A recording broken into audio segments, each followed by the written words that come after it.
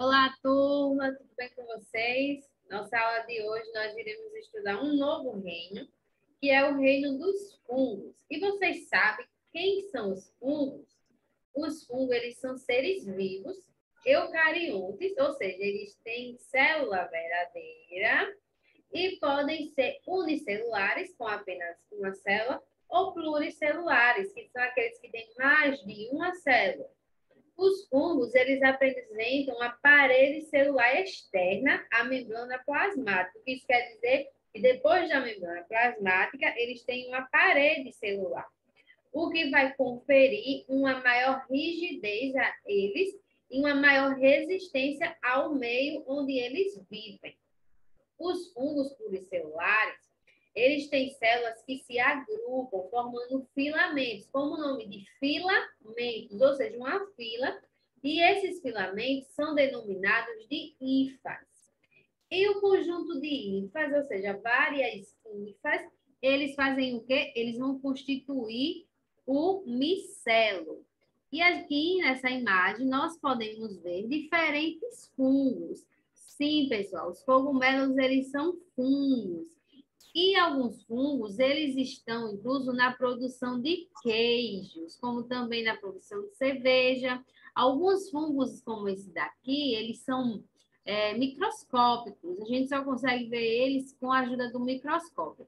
E esse fermentinho aqui que nós usamos para fermentar o pão, ele também é feito de fungos microscópicos. E como é que os fungos se alimentam? Já que eles são esses seres tão diferentes. Como é que eles se alimentam? Os fungos, eles são heterotróficos. Isso quer dizer que eles precisam conseguir alimento de algum meio, de outro lugar. Eles não produzem o próprio alimento. E eles vão desempenhar um papel muito importante na decomposição e na reciclagem de nutrientes no ambiente. O micelo, que é aquele conjuntinho das hifas, eles fazem o quê?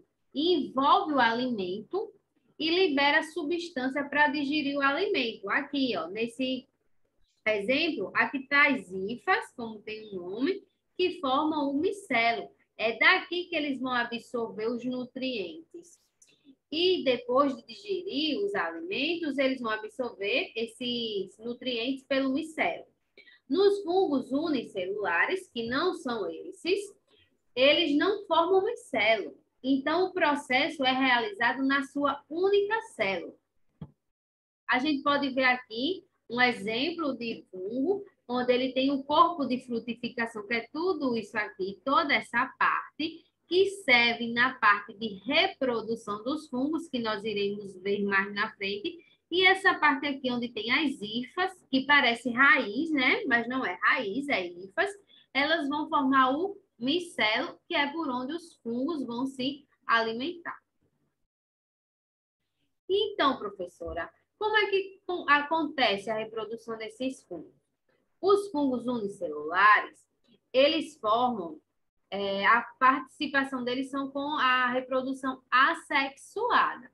E alguns fungos pluricelulares, a reprodução também é assexuada e pode acontecer por meio da fragmentação do micelo desses fungos pluricelulares.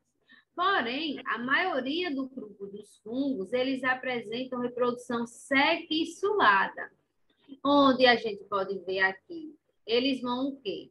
Formar uma estrutura especializada que é chamada corpo de frutificação, que é toda essa parte aqui. O corpo de frutificação, ele vai liberar esporos, que são células reprodutivas. Esses pontinhos aqui são os esporos. Esses esporos, eles vão germinar e vão crescer. Tá vendo aqui crescendo? Isso é as hifas. E as hifas, eles vão formar os micelos. Ramificando, vão formar o micelo. Depois, ele começa a formar o corpo de frutificação, que vai fazer o quê? Um fungo maduro. Ou seja, é dessa maneira que acontece a reprodução sexuada nos fungos pluricelulares. E agora, o professor Idália vai falar com vocês sobre os modos de vida dos fungos. Olá, professor.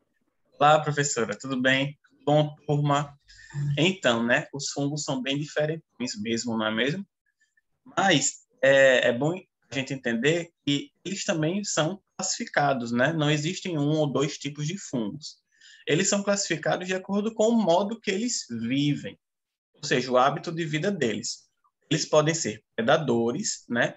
Aqueles que capturam o seu alimento com hifas, né? Como, por exemplo, nessa primeira imagem que a gente está vendo aí, uma hifa capturando o alimento, né? Também os fungos, eles podem ser parasitas, ou seja, eles obtêm alimento a partir de um outro ser vivo que ele está parasitando, ele está se instalando. E assim ele vai prejudicar esse ser vivo.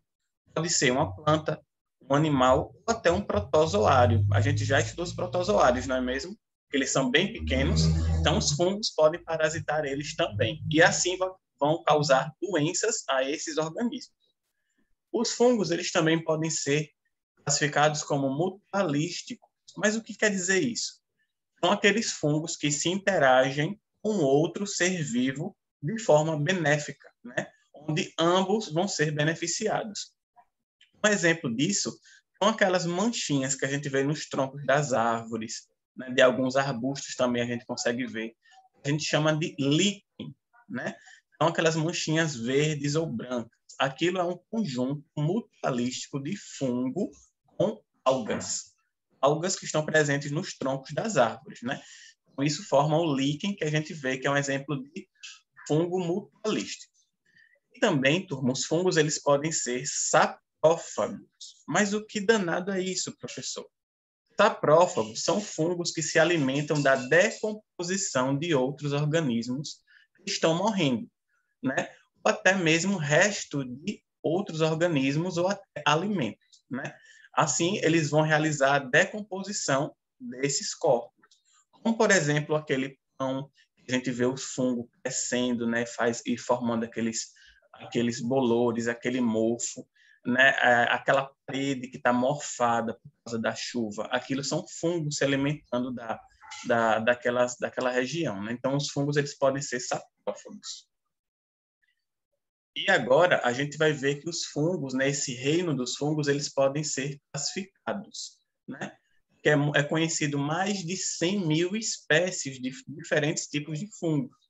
E um exemplo de classificar as espécies de fungos é de acordo com a forma do corpo desses fungos.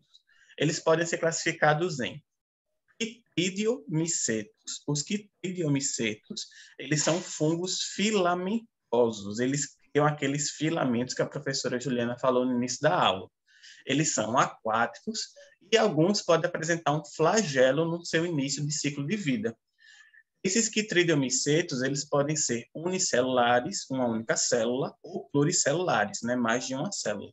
E constitui o grupo de fungos mais antigos, né? Eles existem há mais de 400 milhões de anos atrás. Como a gente pode ver nessa primeira imagem aí de cima, né? Um exemplo do fungo aquático.